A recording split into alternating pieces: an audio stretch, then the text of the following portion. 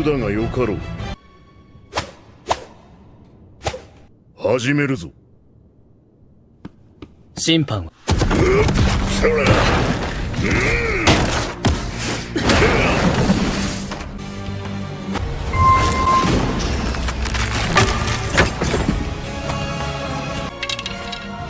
帰るぞ。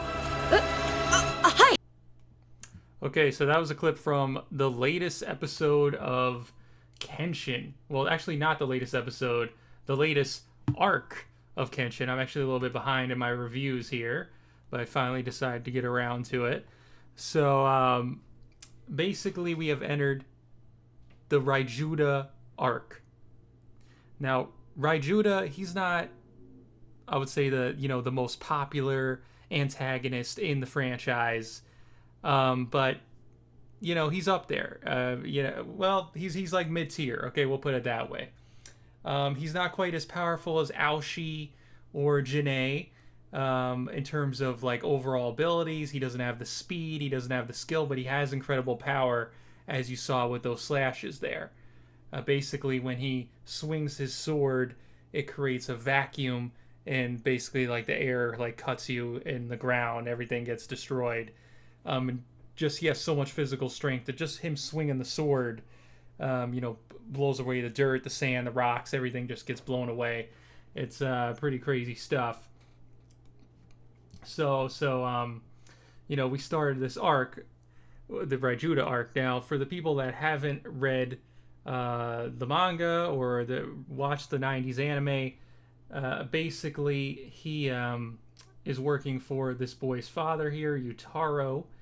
And Yutaro is the son of a very wealthy man.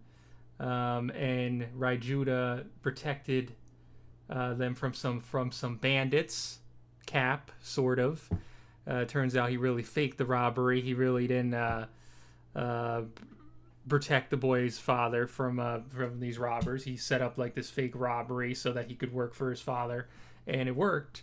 And his plan is a little bit different here than in the original anime. So in the original anime,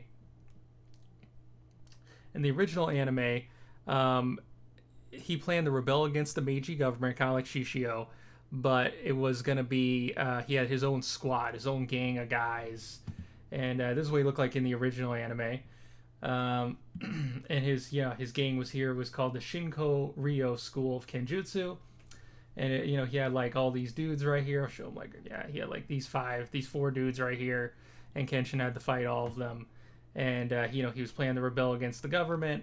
That doesn't happen here. He doesn't have these guys. He's kind of like more on his own here, which I guess is more true to the manga. And like they really don't show as much of the estate for the boy's father, Utaro's father. But basically, he's just this big, beastly guy that he wants to rebel against the Meiji because he feels that that the current era is too peaceful. Similar also to Shishio in that regard, where he just feels that the current era is too peaceful, and he misses the old days of sword combat. He feels like too many of the schools today are using bamboo swords. There's too much peace today. He wants to take everything back to real steel and war, and this strong militarism. So he's trying to lead the charge here by challenging all these schools, and this is where Kenshin, who was at one of the schools, ends up meeting him and having this sparring match.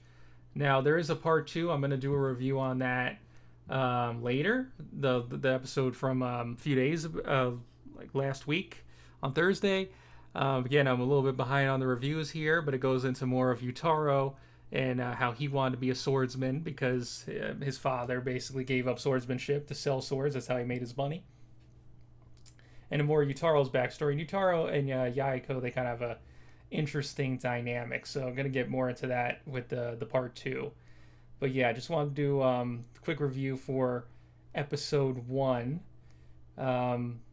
Just to give a rundown of Raijuta and everything that happened down this episode, especially for the people that didn't watch the original anime or the manga. But yeah, wherever you are, have a fantastic day. Don't forget to follow. Don't forget to like. Is greatly appreciated. And wherever you are, have a fantastic day. Peace out.